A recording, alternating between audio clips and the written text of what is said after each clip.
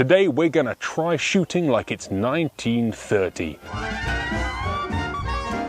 There's no substitute for just, I guess, a bit of luck and a little bit of patience. No modern tech, no modern guns. We're going to learn a little bit what that's going to look like and what it looked like back then. But first, we're going to need some guns and ammunition. The gun of choice today is a Paxton and Son of Southampton, a side-by-side box-lock non-ejector built 100 years ago. And the ammo? We're going to have to go and get some because none of mine will work in this gun. The idea of sitting in hedgerows pursuing birds like our forefathers did has always been something I wanted to share.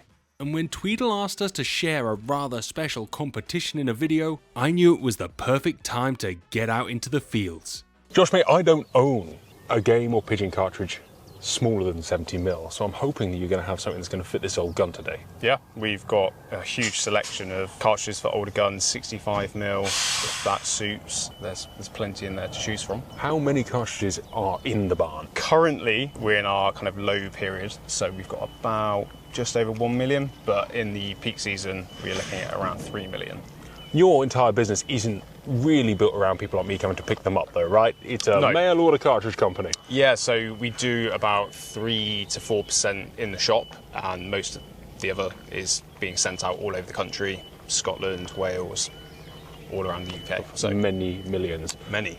And you're saying postage about 17 quid, so I could have saved myself quite a drive. You could have done, yeah. So we try and make it as easy as possible, send them directly to your door for as little as $17.50 per 1,000. But seeing as I'm not prepared, shall we go and pick some ammo? Let's go have a look. Whole cartridge is my go-to, but you do pretty much every brand of cartridge known to man. Yeah, we stock a few different brands, all the UK main brands. So yeah, big old selection. And we're needing 2.5 inch. Okay. I'm thinking ounce load because I don't really know how good this old gun is. Okay, and I'm thinking paper case because we're going to live the old world. Yeah, okay. Well, 3 grams paper it is, I guess. Whole cartridge, paper case, 65mm, and an ounce load. Ounce of 6s. There's pretty much nothing an ounce of 6 won't kill in pigeon world. Something nice about paper case, right, as well. The smell of them, yeah, people love it.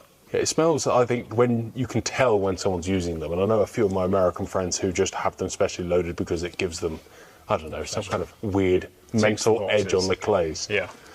That was easy. I mean, it would be easier if I just got it posted down. Could be. But I'm here. But you're here, you might as well take it.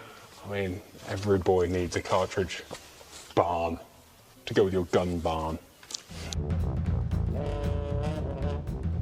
So that's 5 pigeons we've seen, all within 200 yards, but all outside of 100 yards. So I guess enjoy the scenery and it'll happen when it happens. After about 10 minutes of sitting still, our first opportunity arose. Hip hip hip it up, hip hip hip it up, yada yada yada yada yo. Followed quickly by a second opportunity that we took much better advantage of.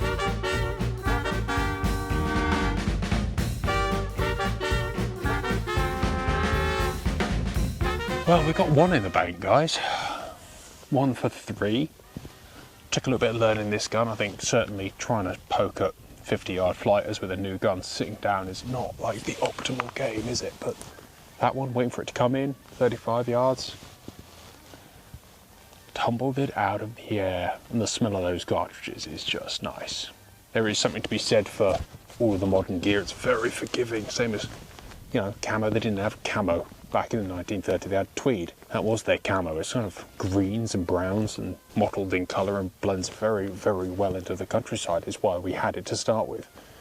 Today I'm in a green shirt and short sleeves, which is, you know, what many people would say don't do. Big reflective glasses, many people would say don't do, but we've had one come very, very close and the others weren't coming our way anyway. So stillness is a very useful thing. And I guess back in 1930 you needed much better fieldcraft, much better understanding than you do now.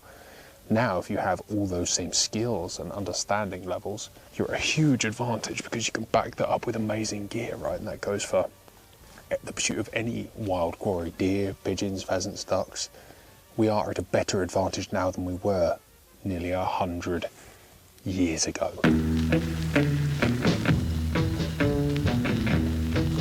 All right, we have got dinner.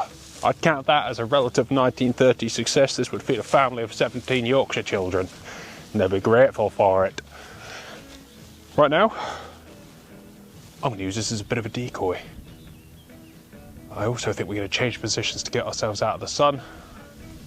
Half glisten, half pasty white skin, half reflective glasses, and it's a lot of halves, but the final half would be because I'm ginger and I'm burning.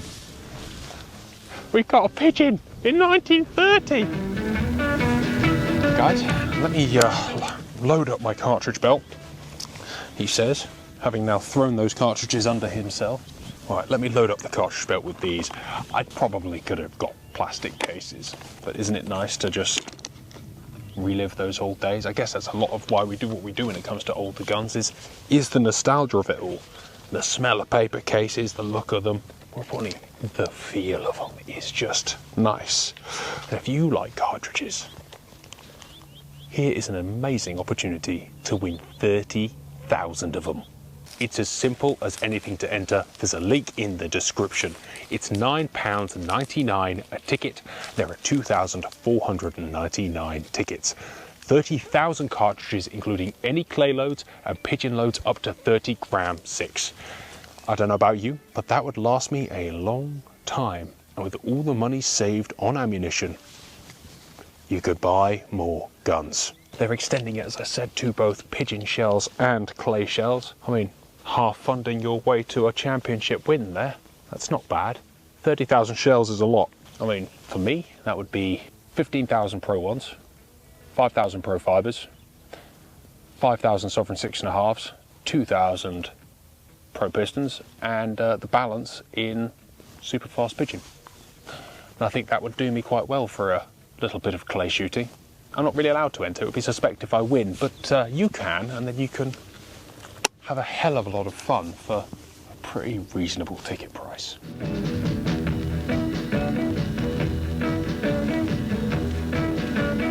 A lot of the birds we're seeing are actually sitting up in trees still, so it's only about 1 o'clock. It's really hot and sunny. We should have moved somewhere, but I don't know, both of us are quite comfortable here. And, you know, I feel the spirit of Paul's out with me, laughing at this as a ridiculous attempt. But if you don't sort of come and experience stuff like this, I guess you'll never appreciate anything else. The world has changed so much, not only in guns and gear, as I said, but, you know, the cost of things, the way things are. Back then, this gun would have been, what, 40 or 50 pounds? And now, to get an English gun, it's a fair amount more. Even this box stock non-ejector, what's this? 400 or 500 pounds. So nice quality double barrel gun, but new. What's the cheapest new side-by-side on the English market? 35, 40 grand, maybe. By the way, 30 or 40 pounds equivalently, I think, works out to be about 5 grand. But I guess there's a lot more gun makers, there's a lot more manufacturing. The economy was just totally different, and as much as skilled gun makers were appreciated, it was a much more common job. You've got to think, England, 1930, United Kingdom, big empire, still relatively big empire. They needed a lot of guns, quite a big army, lots of police forces, and so gun making was just something that we did. And so it wasn't a magical special job. Still kind of magical and special, but it was, you know, the same as being a plumber, I guess. What's interesting is the cartridges, pound for pound, have actually remained pretty static, pretty similar. Would have been a few shillings a box, which translates to about 14, 15 pounds. Not a great deal of difference in cost structure there. I guess cartridges have become more automated. Certainly a lot better. And absolutely no doubt in my mind that ammunition is better. Are guns better? I suppose that's a big question. Not Simon, he'd say no. If you ask me, I'd say undoubtedly. Well, if I had my choice today, I'd go and get my A400 semi-automatic. You've got to appreciate the quality of something like this. 96 years old and still going strong. We haven't seen a pigeon for 20 minutes.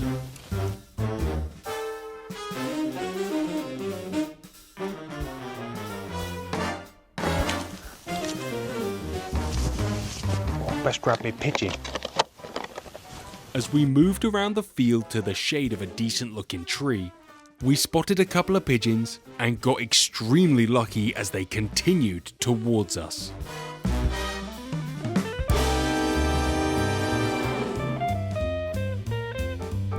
By hedge creeping, could be some of the best. In typical Reinhold style, I put one shell in to make it count, also because I couldn't move too much. So right, I just dropped the shell in. I was aiming one. Owen picked up the one that just turned around the trees to our back. We got another one coming in. And, well, we made it count. These are devilish little shells. Love paper case. It's just cool, isn't it? That was a long way, Owen. Only a juvenile. It's probably why it was dumb enough to fly over us whilst we were walking across a field. But, hey, the family's going to starve less today. As the day drew on and the wind picked up, a few more birds started to move. See, this looks like the spot, guys.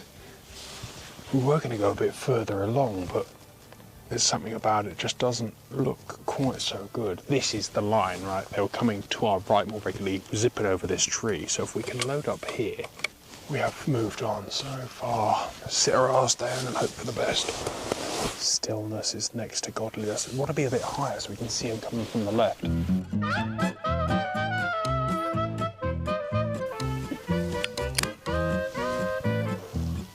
They didn't have iPhones in 1930, so they smoked like civilised gentlemen. I should point out now that I'm not a smoker, but I could take it up in 1930. Factual information one is that cancer was not caused by smoking in 1930, but it is now, so I'm going to cut this out. I've enjoyed my 1930s throwback for just a few minutes.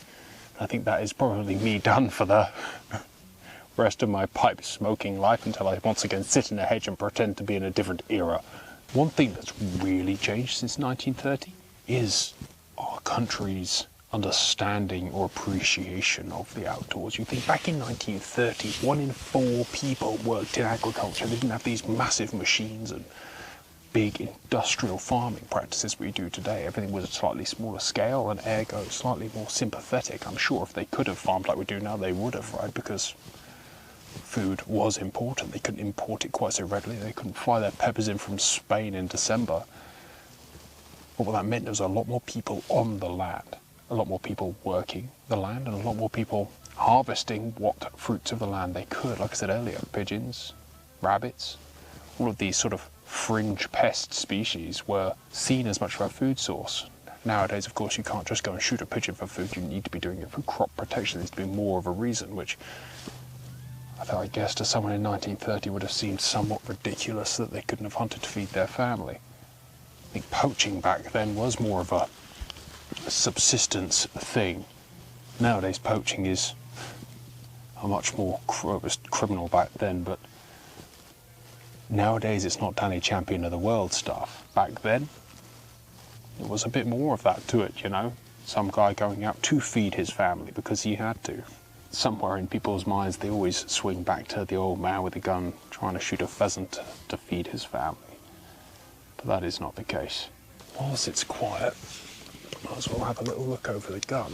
This is a Paxton & Son. Paxton was a Southampton-based gun maker. It was based on Paxton & Son, 25 High Street, Southampton. I live in Southampton now and I cannot imagine a time, well I suppose I can, in pre-World War II, before Southampton was absolutely flattened, where there was a gun maker there, and to be fair, it survived in Southampton for some time. This gun was likely not made there, right? A lot of provincial gun makers didn't make their own guns. They bought in components and finished them. This action, very Birmingham. It's very likely a Birmingham action, and probably Birmingham barrels. They may have got the barrel components and finished them in-house. I don't actually know. Likely stocked in-house, probably engraved in-house to their own pattern, but there's not much information out there. This particular gun has got a 15 3/4 inch stock, made possible by this extension, which is why it is the gun we're playing with today, because at least I was going to stand a chance of looking down and holding it with some comfort. The wood itself, the extension notwithstanding, is really nice. It's got just enough character, it's got just enough marking to be somewhat original. It has been refinished at some point in its life, almost guaranteed. Checkering is flat point. This was a classy, best finished box lock non-ejector. At least the quality is pretty solid for a non-ejector gun. But when doing something like this, you don't need an ejector, right? You want to be taking those cartridges out, because certainly back then, cartridges weren't super expensive, but you hear these old boys tell their stories of back in the day, the tales of yesteryear, and it was a case of when they got given a box of cartridges by their father, they were expected to come back with nearly as many empty shells as dead game. And so it's quite ironic that now we look for sporting shots and difficult shots and challenging ourselves, whereas back then, if they could have shot a pigeon out of a tree, that would have been the preferable pigeon to take. There would have been no drama or no question of success first, meat first, protein first, and job done first. Uncarved, pretty unexciting fences. The engraving is lovely. Simple scroll work with Paxton & Son on the side. We've got 28-inch barrels with non-ejector. Forend is a splinter forend with a push rod. The barrels are in fairly good order, right? It's a 65mm nitro-proof proved 13/1 with 0 choke and full choke in the left barrel. The barrels themselves are not in the best condition. There's a little dull tinny ring, so it probably needs to be stripped and relayed at some point. The real sad part is a gun like this is just not worth refurbishing. Box English non-ejectors are, never more than £1,000 unless it had some really spicy naming history. The fun we're having with this and the price they're at, there's no reason that someone shouldn't put something like this in the cabinet. Plus, it's a good excuse to buy paper cartridges. It's a good excuse to come and sit down and relive the olden days. Do some diet, crop protection, and enjoy the English countryside. Coming into the hide even on this less than perfect pigeon day gave me an appreciation of what we have today and a heap more respect for anyone who went out with a shotgun looking for a pigeon a century ago. Today it's really about crop protection, but back then it was about putting food on the table. A much bigger pressure for sure. We gave up. This is 2025. 2 whirlies, many decoys, hide. Opportunity to actually move and be social. This is much better, isn't it? Hello, mate.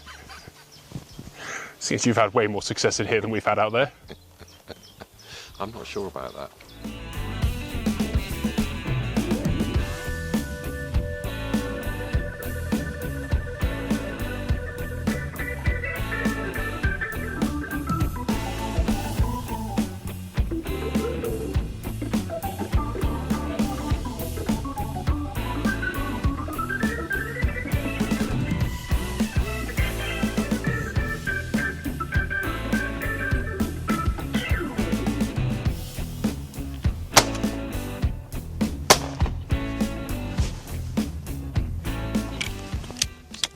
Second barrel. That choke barrel does bits. What thing was that? There just wasn't enough choke. It flew straight through the pattern. Not a completely terrible shot. I'm hoping for the best. Hey, look, we've actually shot a few. It's remarkable what a load of modern equipment will do for you. We've quite got to double figures yet. But there we are. We fed our family. Numbers are not the game in 1930. No. As we said earlier, you should know. When were you born? 58? 63. Okay, now we are Barbara running. Jesus. I've had a hard life.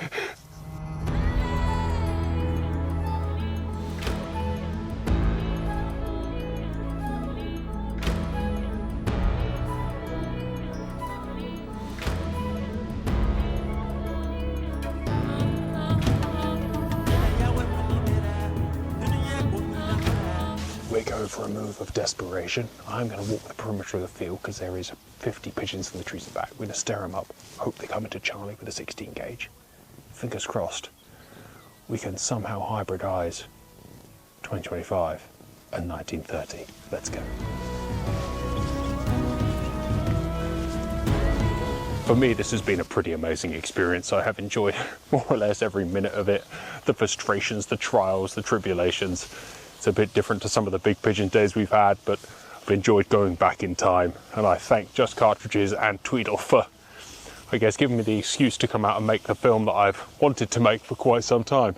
It is getting later in the day. The birds might come in for an evening feed in the next hour or so, but for now, stretch our legs and take one last desperation move to feed the 1930s family.